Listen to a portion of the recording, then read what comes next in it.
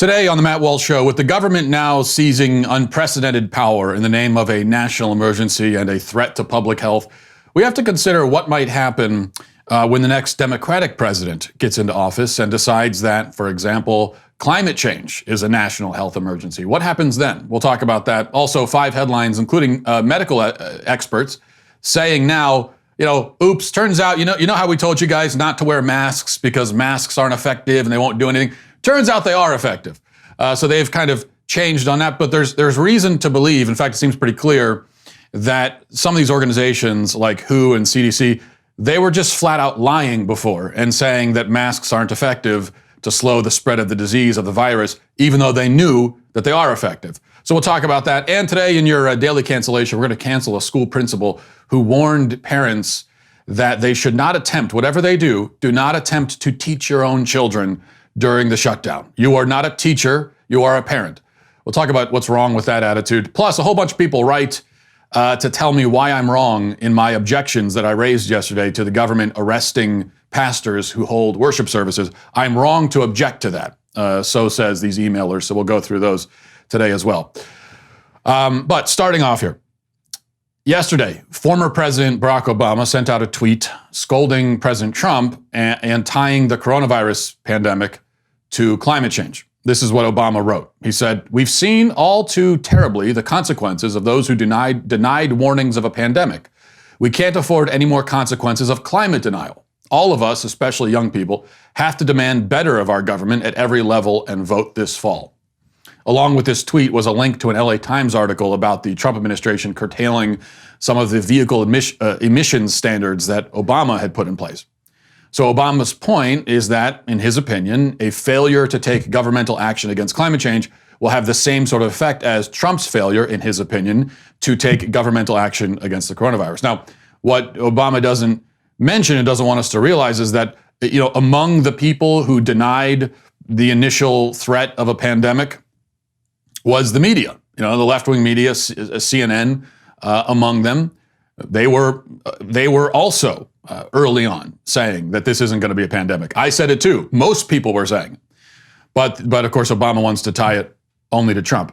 Now, Obama is hammering on a familiar theme. Many media outlets have attempted to link climate change and this. There was a recent article in Time, the article titled, "5 Lessons from Coronavirus That Will Help Us Tackle Climate Change." And it goes through the 5 lessons. One of the lessons is that global challenges require systemic changes that can only be activated by government or companies. And the article goes on from there and says, but they also require individual behavioral changes. We need both. We have seen over the past few weeks that governments can take radical action and we can change our behavior quickly. Al Jazeera has also connected the two issues much more directly. They published an article saying the coronavirus outbreak is part of the climate change crisis. And we're told in the article that, quote, "These sweeping and unprecedented measures taken by the government and international institutions to curb the virus should cause us to, quote, wonder about another global emergency that needs urgent action, climate change." And then it continues, "In fact, one may argue that the pandemic is part of climate change, and therefore, our response to it should not be limited to containing the spread of the virus. What we thought was normal before the pandemic was already a crisis, and so returning to it cannot be an option."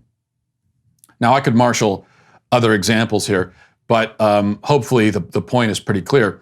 The left is arguing that the governmental response to the coronavirus should serve as a basis for the government's response to climate change.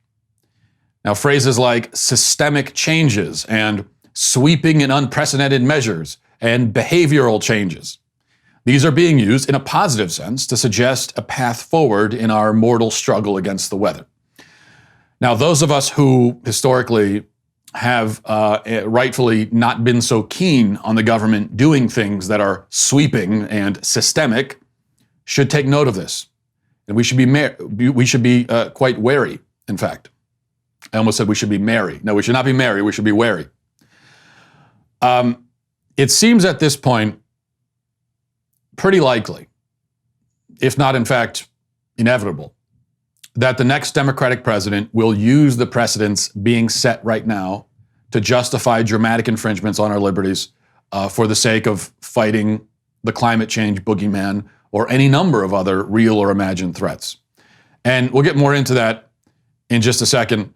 But first, I want to give you a word from Rad Power Bikes. You know, everybody's looking for something to do right now. We're looking for, you just want to be able to, first of all, to relieve a little bit of stress is good. And we're just looking for things to do that it doesn't just entail sitting on your couch and watching screens, because I think we're all doing way too much of that. I know that I am. And that's where Rad Power Bikes comes in. It's just something fun to do, and it's a constructive, healthy outdoor activity. We still are allowed to go outdoors, in most places anyway. Rad Power Bikes, it's kind of a cross between a traditional bike and a moped, but it doesn't require a special driver's license like a moped would. That's the good thing. You can go up to 20 miles per hour without pedaling, so you can get out and about without getting sweaty, but you're still out there. They're great for commuting. Also, if you want to get out on the trail, we have a lot of trails around my house, so that's great for that. Hauling groceries or even transporting your kids on the back. Unlike other e-bikes, they're actually affordable. Plus, to show appreciation for those that service, Rad Power Bikes is offering $100 off all e-bike purchases for active/ex-military, first responders, teachers, and students. And that's great, especially now when you think about what all those people are doing. Rad Power Bikes offers flexible financing for as low as 0% APR. And right now, as a limited time offer, get a free accessory with purchase of a bike. That's right, you get a free gift of up to $100 in value and free shipping to the lower 48 states. To get this special offer, just text the word bike to 64,000. That's bike to 64,000. Text bike to 64,000, BIKE to 64,000. Okay, so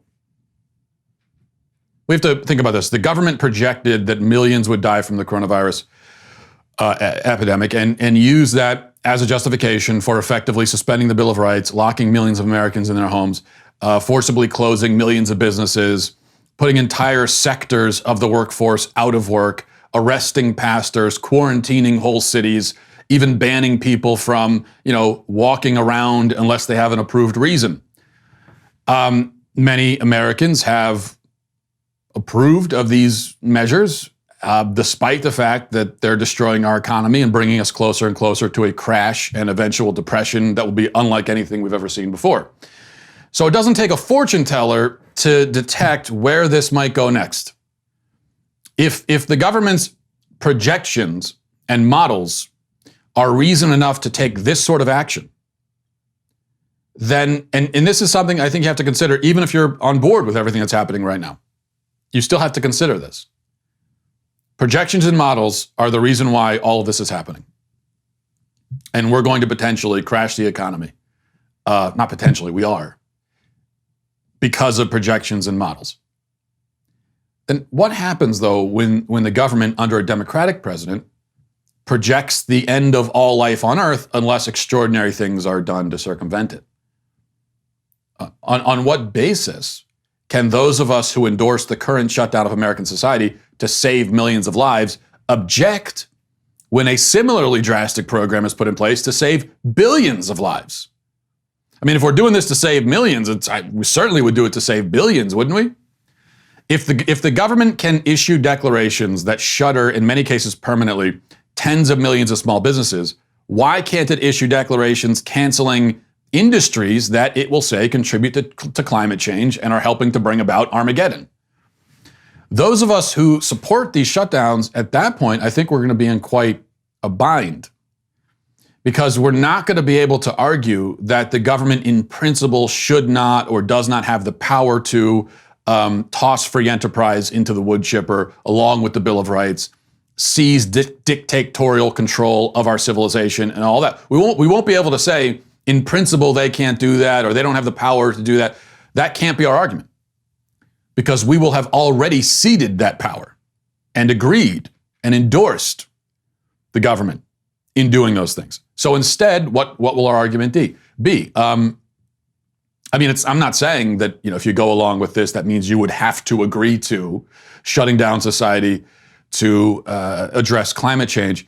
But what I'm saying is that your argument that you can use will be very limited and not nearly as powerful as it could be. Because all we'll be able to do at that point is debate whether it is actually true that climate change poses that kind of threat.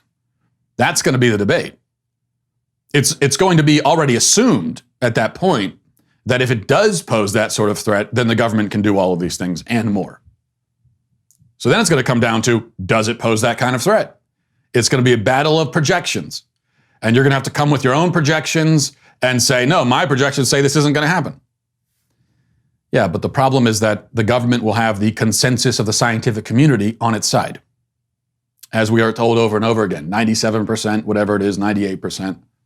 Now, you can point out that that number is misleading, and it is, but so what?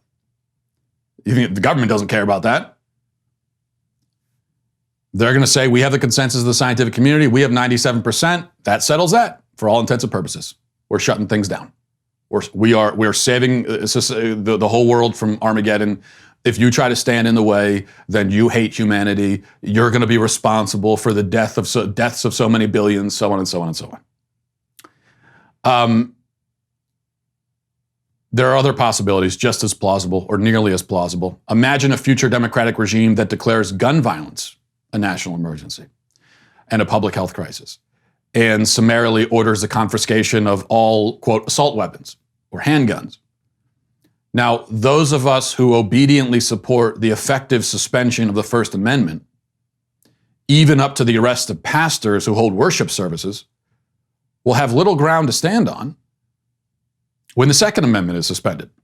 I mean, if the one is negotiable and mutable, why not the other? Right? Especially if the government is saying, look, we're not going to confiscate all guns, just certain ones. You don't need those. It's the same way. All these people yesterday were telling me, I was honestly, I shouldn't be shocked by it, but I was, when we were talking about pastors being arrested. And I'll address this more in the email section because, as I said, lots of people disagree with me. Lots of self-professed conservative Christians are apparently totally on board with arresting pastors. But one thing I heard over and over again is, you don't need to gather to meet. You don't need to meet. We have the internet. Just meet on Zoom or Skype or whatever, or watch a YouTube, a live stream. Don't you see how that's the exact same argument people make with guns? Where they say, you don't need that. You don't need a quote, assault weapon. You don't need it.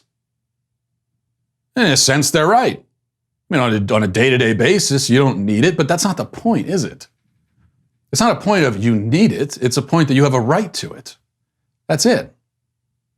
And what you hear from gun rights advocates all the time is, look, I feel horrible about gun violence. I feel horrible when there's mass shootings. But if there was a mass shooting every day in this country using these weapons, I still wouldn't agree to having them confiscated.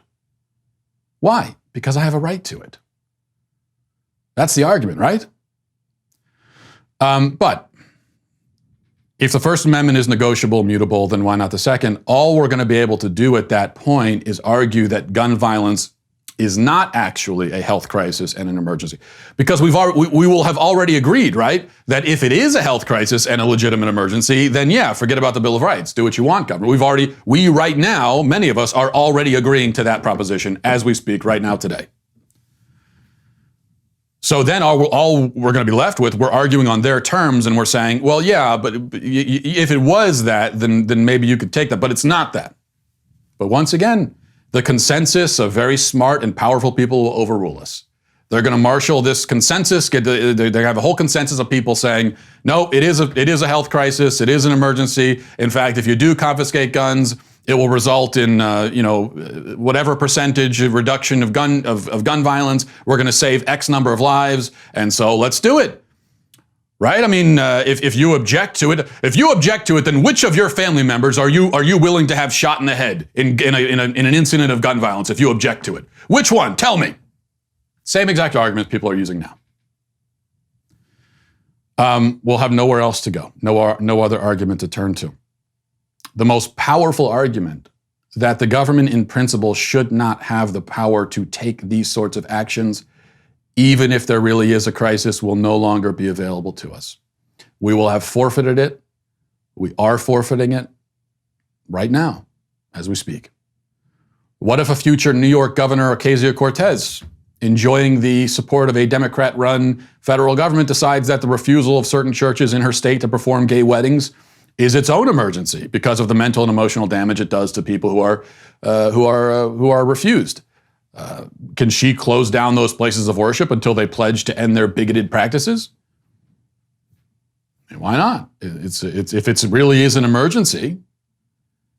And besides, these churches, I mean, you don't, just like you don't need to meet, you don't need to. You also don't need to reject gay weddings. You don't need to. It's not a need that you have. You're not going to die if there's a gay wedding in your church, right? So just do it. And if you don't do it, we'll shut you down. You don't need it.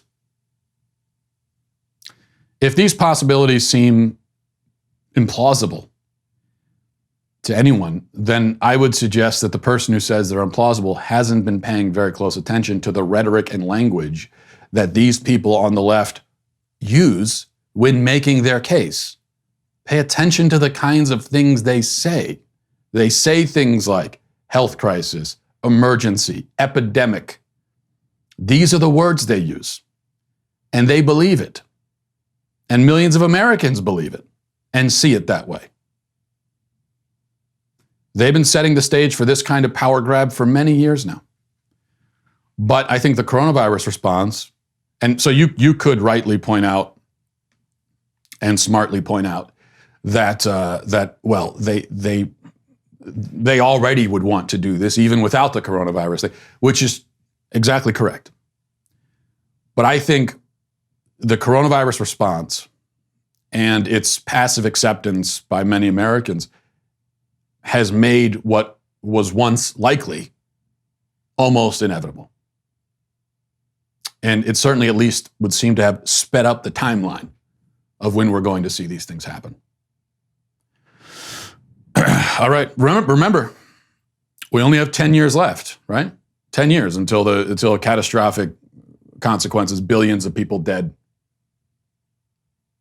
If you really believe that, it actually, applying the logic that we're seeing used today, it would actually make a lot of sense. Shut everything down. Shut civilization down to stop it. All right, we're going to move on to headlines, but first,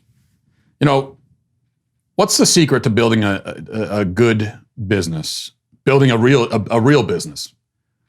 And when I say secret, we're not talking about get-rich-quick schemes, okay? Not pyramid schemes or anything like that.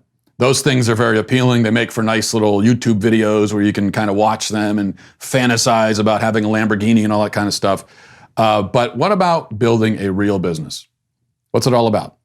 Success, no matter the cost? Is it about, you have to prioritize business over family, have a bad marriage? Do you have to be have to have no ethics whatsoever? Do you have to neglect your kids? No, it doesn't have to be that way. You can grow a business without sacrificing your family, without sacrificing your character. I want to tell you about the Benham Brothers. The Benham Brothers have over a dozen businesses, including a real estate empire that spans over 35 states, and they didn't sell their souls for it. That's the good thing. And if that name rings a bell, it's because you probably are aware of this. The Benham Brothers were slated for a reality TV show on HGTV, and were canceled because of their commitment to conservative values. They sacrificed a lot of money. You think about how much money there is in it for guys like the Benham Brothers to be on HGTV. Well, they sacrificed that because they weren't going to because the other option was to sacrifice their values. So-called business coaches tell you that your life has to take a back seat to your hustle, but David and Jason Benham are proof that that's simply a lie. Just this week, the Benham Brothers launched their new course, Expert Ownership. It's the model they've used to build each one of their businesses. Whether you're sick of the 9-to-5 or you have a 10-year-old business, whatever it is, Expert Ownership can help you achieve your goals right now. So to celebrate the launch of their new course, they're offering 15% off to new members. You can check out a preview of their new course and take advantage of that discount over at benhambrothers.com/Walsh. That's benhambrothers.com/Walsh, BENHAM brothers.com/Walsh.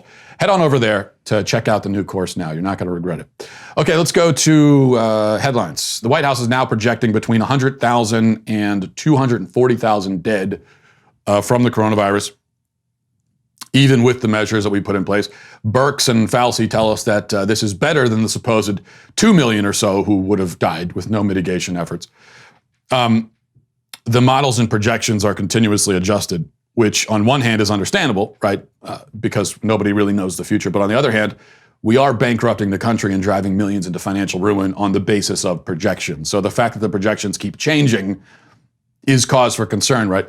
But speaking of projections, as unreliable as they may be, here's my question. Has anybody run a model or come up with a projection to tell us what the body count might be if we don't shut down the whole economy, but we also don't do nothing? Because it seems like every model shows us, okay, this is what would happen if we shut everything down, and this is what happens if we do nothing. And that's the 200,000 dead versus 2 million dead. What they're telling us is that with the mitigation efforts, 100 to 200,000 dead. With nothing, 2 million. Okay, but nobody is suggesting that we do nothing. I honestly have not heard that proposed from anyone.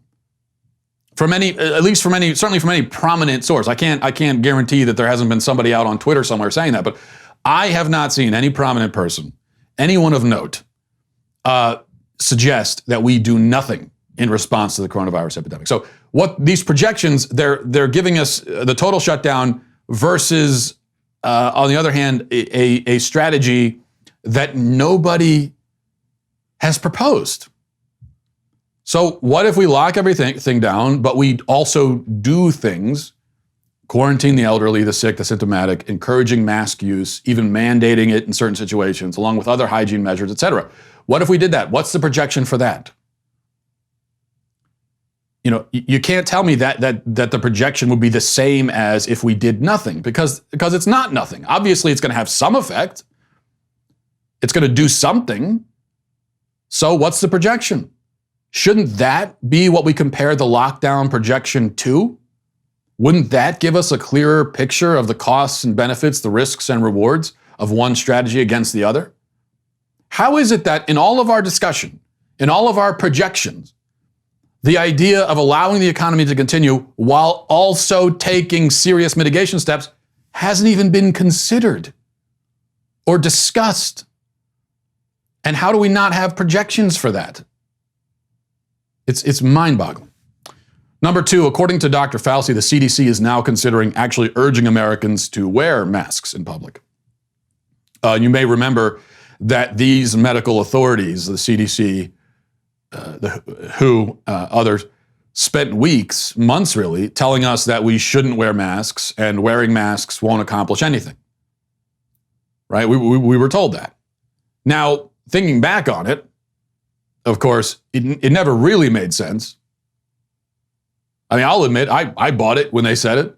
We had all these doctors say, oh, wearing masks won't do anything.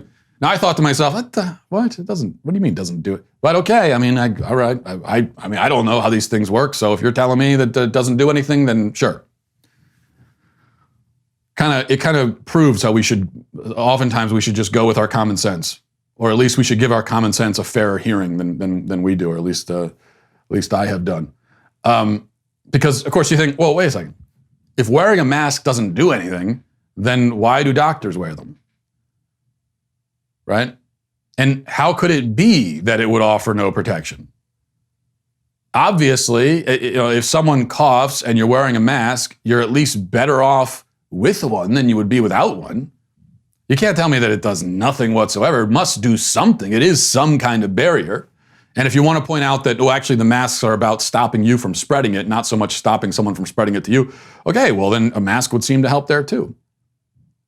Well, it turns out that, if you were someone who just used your common sense and said from the beginning, I don't believe that, you're looking pretty smart right now.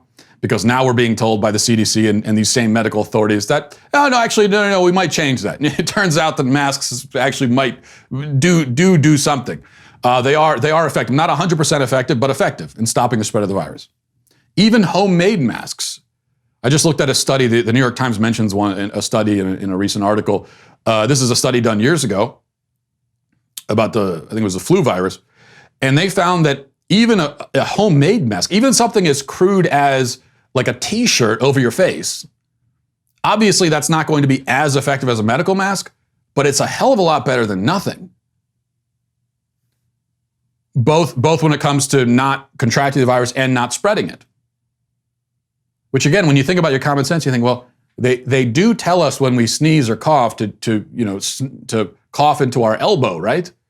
So that is essentially a very crude homemade mask. Now, if it's important for us to do that and that accomplishes something, then it would make sense that a mask of some kind would accomplish at least that much mitigation. So it looks like the CDC and WHO are going to come out and say officially, eventually, that, yeah, actually about that mask thing, you should probably wear them. But then we have to go back to the fact that these organizations, the organizations that told us not to wear masks, are the ones that are at the forefront, really, of shutting down the whole economy. And it does make you wonder how much you should trust them. Especially when it's from how it looks right now, it's not as though these organizations were confused. No, what we're being told now is that, well, they discourage mask use, the Surgeon General among them. I believe the Surgeon General said just flat out they don't work, not effective. No, they knew that they do work. It's just that they were worried about Americans hoarding surgical masks and medical masks, and that's why they told us that. So, they lied to us. They told a straight up lie for the greater good, for our benefit. For our own good, they lied to us because they couldn't trust us not to hoard. And that makes you think, what else might they be lying about? Is there anything else they're lying about for our own good? I don't know. Number 3, as Katie Hyde on Twitter shows us, and I'll show you these screenshots, the media has this creepy tendency to latch on to a talking point all at the same time, almost as if they're sitting around in a smoky room conspiring and coming up with their plots and their talking points and everything, which of course they aren't, but you can see where conspiracy theories come from sometimes because of how coordinated this sort of stuff looks. So these media people all at once started using this talking point that if 100,000 people die from the coronavirus, that will be twice as many as died in the Vietnam War. Twice as many as the Vietnam War. And as some of them are phrasing it, Trump will have then overseen the 100,000 deaths, which is twice as much as the Vietnam War. So you're tying in Trump, you're tying in the Vietnam War. Now, it's like we talked about yesterday. The media had yesterday been blaring these headlines that more people have died of the virus than died during 9/11. So it's the same kind of thing. But why is that a legitimate or helpful comparison? And why can you say more have died from the virus than 9/11, but you can't say 27,000 fewer people have died from the virus than died during a mild flu season? Both are true. If you look at the numbers right now, both are true. More have died on 9/11, but significantly less at this point have died than die from the flu. Both accurate statements.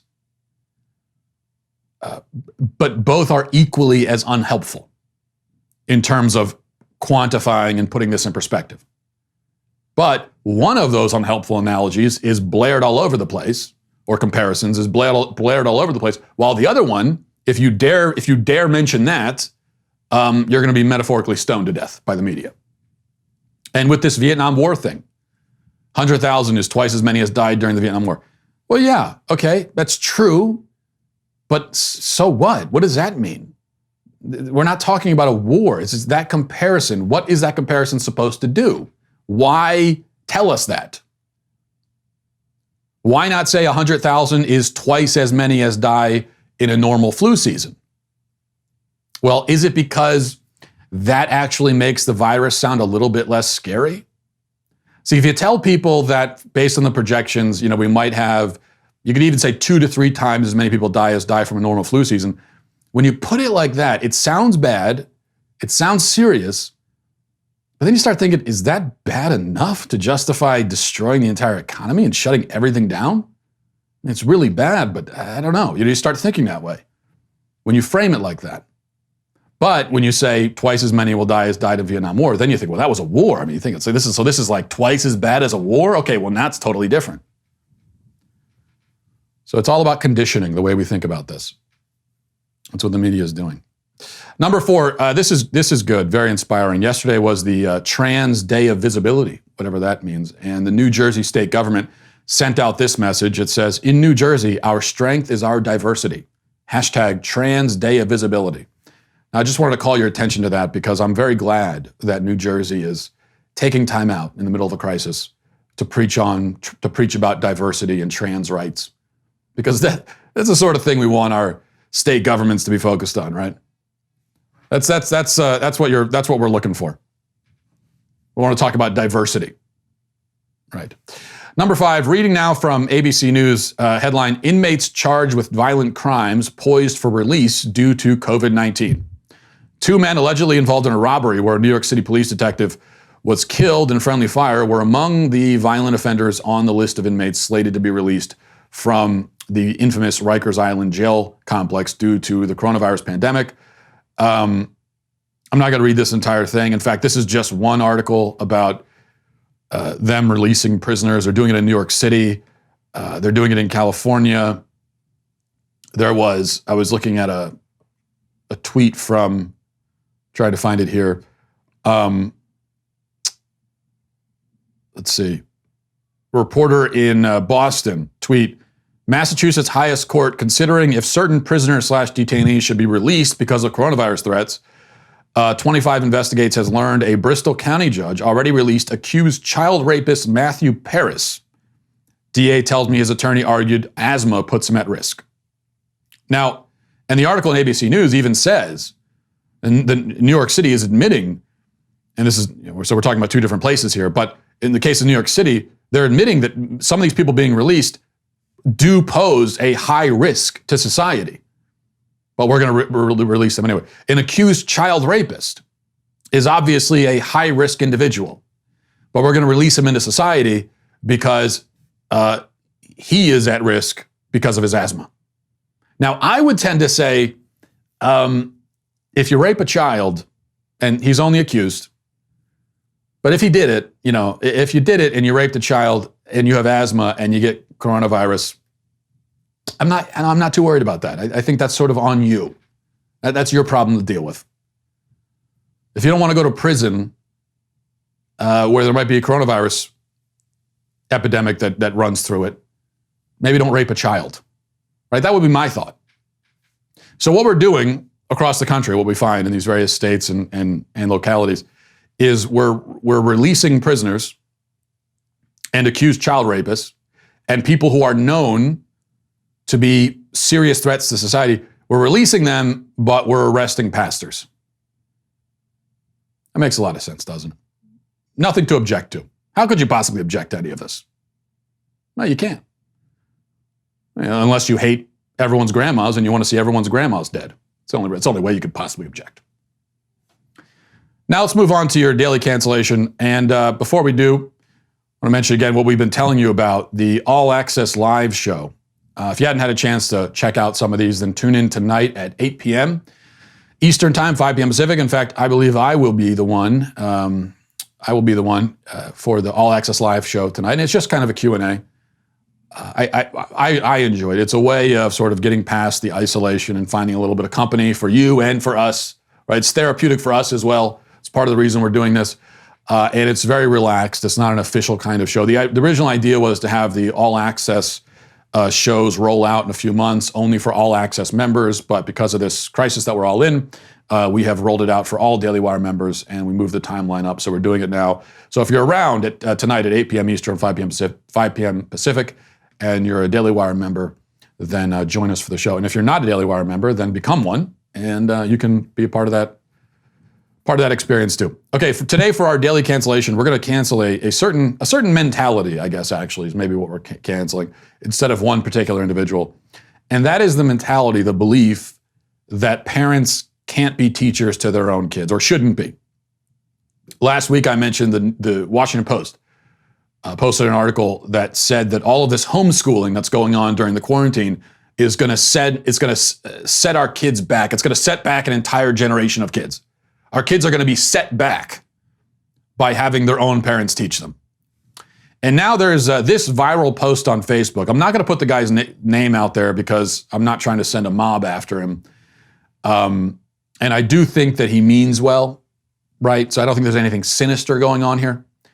but it's a viral post. I saw it on Facebook. I've also had a bunch of people email it to me and ask for my comment on it. Here's the post by this principal that he put up on Facebook. It says, folks, I've got about 20 years in education and I'm a school principal.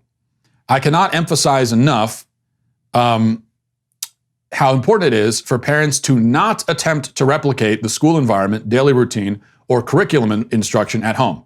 Don't make up worksheets or download a curriculum guide to follow at home.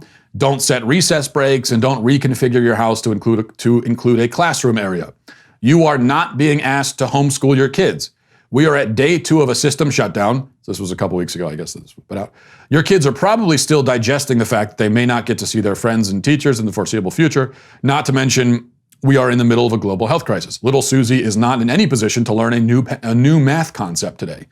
Modern education isn't what we experienced as kids. The best thing you can do, and the closest to their educational reality, is to do things with them. Play a board game, do the dishes, sing a song, have them help you do the laundry, bake cookies, dance in the kitchen, go sliding, have a boil up in the yard, I don't know what that is, and have them shovel the driveway. Also, give them alone time, screen time, and ask them to tell you a story. Be with them and show them that everything will be okay. You are their parents and family members, not their teachers. Whatever happens, we will make sure your child has the tools needed to succeed in school when the time comes. For now, be a family. Okay. Means well, right? And some of what he says here, the principal, is true. You should be doing things with your kids, and all the things that he mentions that you should do with your kid, I think are great things to do. I don't know what a boil up is, but that sounds good also. The problem, though, a couple of big problems. First of all, just the concept of a school administrator helpfully telling parents what to do with their own kids. Not even framing it like, here are some ideas, or this is my opinion, but this is what you need to do as a parent with your own child. Now, and as I said, this is very common with school administrators, that they have this kind of attitude where they're going to tell the parents what to do.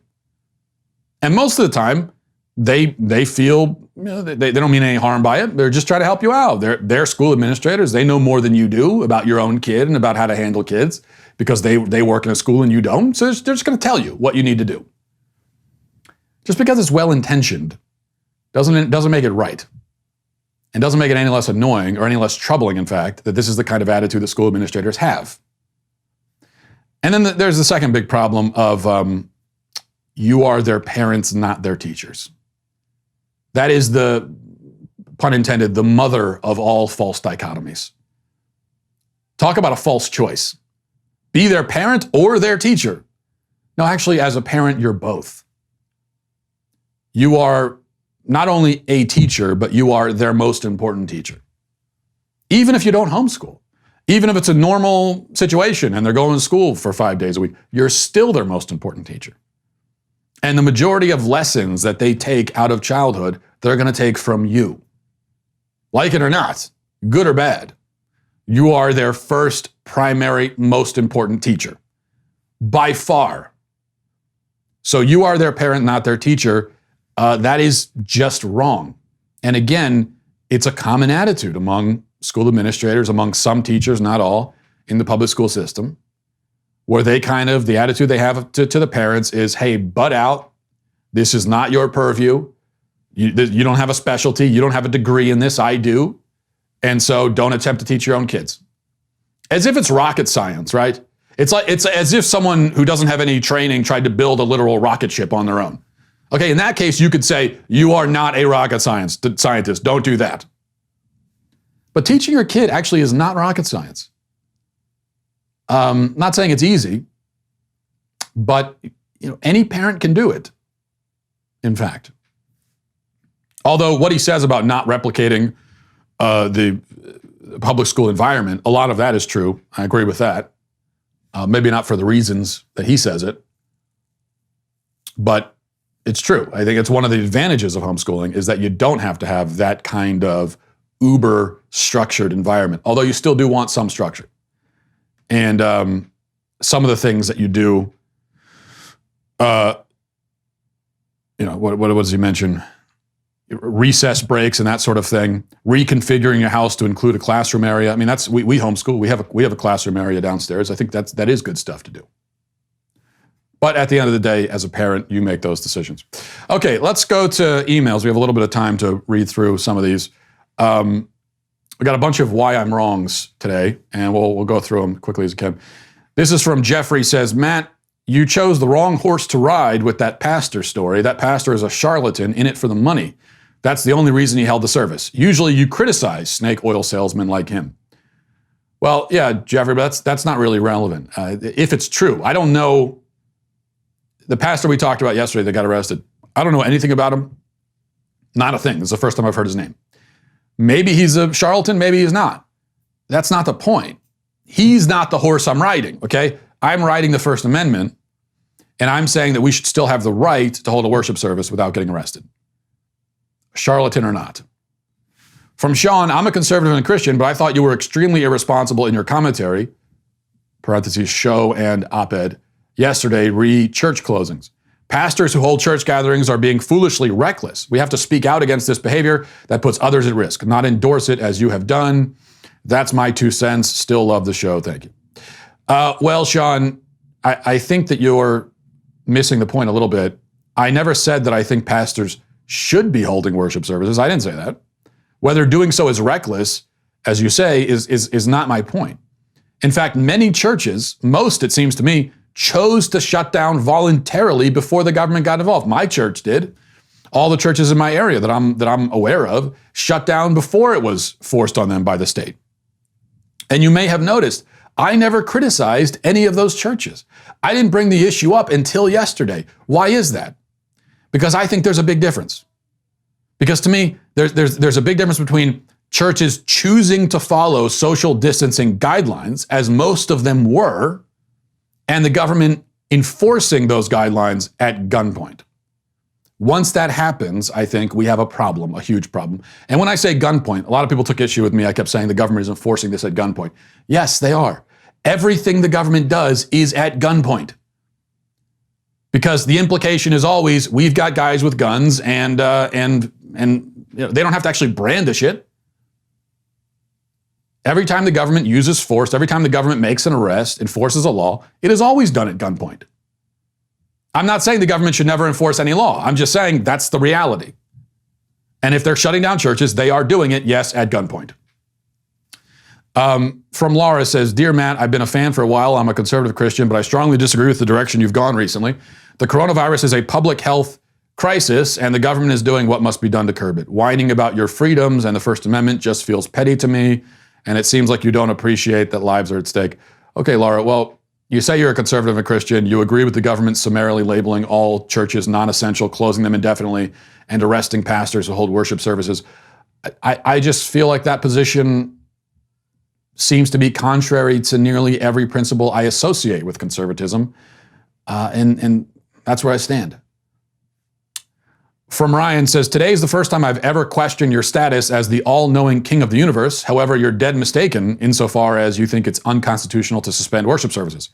Under Employment Division v. Smith, it is perfectly constitutional to restrict religion so long as the law is, quote, neutral and generally applicable as to its potential impact on every citizen equally and does not target a specific race, group, or religion. It does not violate the First Amendment. Even where the state interest is trivial, the government may adopt restrictions as long as the law fits the aforementioned parameters.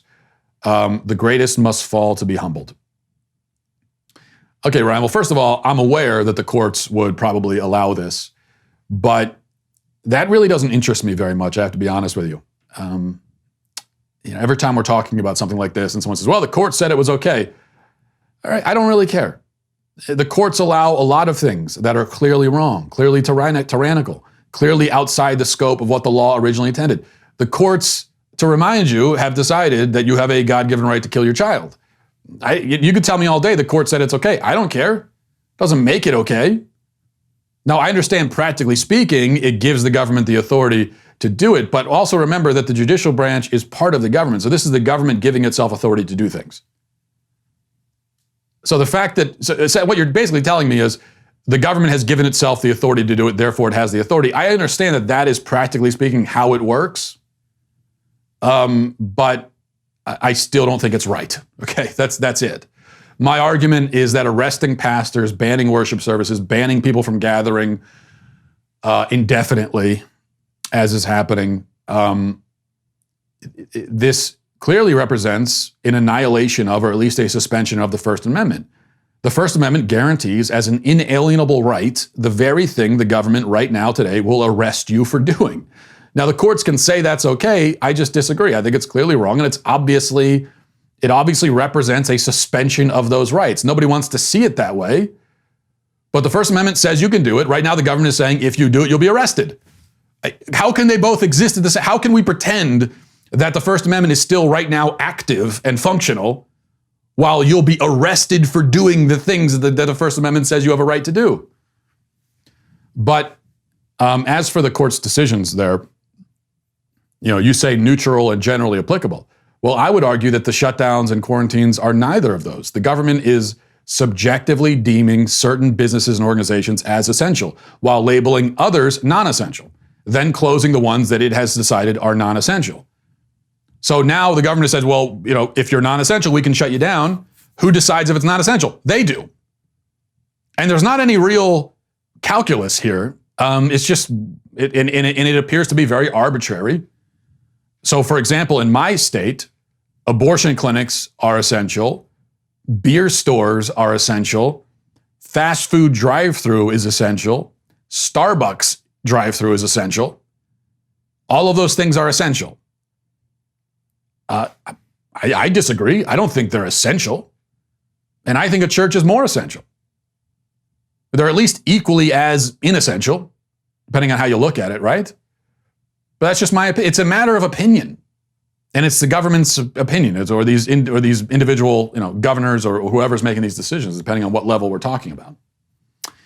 Now, I'm not arguing, by the way, that we should shut down all those places I just mentioned. I'm glad that some of them get to stay open. At least there's some semblance of an economy still going.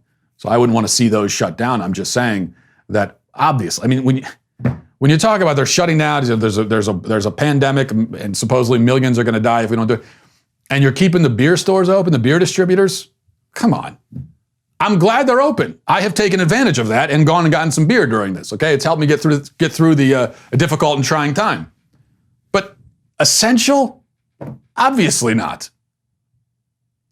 So if you're really taking this seriously, if this is really necessary to stop the pandemic, then you would shut that down because, so you're saying it's worth the risk? I went to the liquor store the other day, and there was easily, 20 people in there milling around. It's essential. Okay. But the court will say it's all right. All right, fine. The court says that. I don't agree. But thank you for that email anyway, and thank you for all the emails. As I said, I have to say I shouldn't be shocked. I am a little bit shocked that I didn't expect. I expected an argument. I didn't think I was saying anything that would be very popular. Nothing I say, I guess, is popular. It seems like, but I wasn't expecting. Just based on the reaction I've gotten from emails and things, it seems to be like 70-30 against my position and in favor of arresting pastors. And that's just, that is an anecdotal based on just the feedback I've gotten personally. But I was surprised by that, I have to say. We'll leave it there, though. Thanks for watching, everybody. Thanks for listening. Godspeed.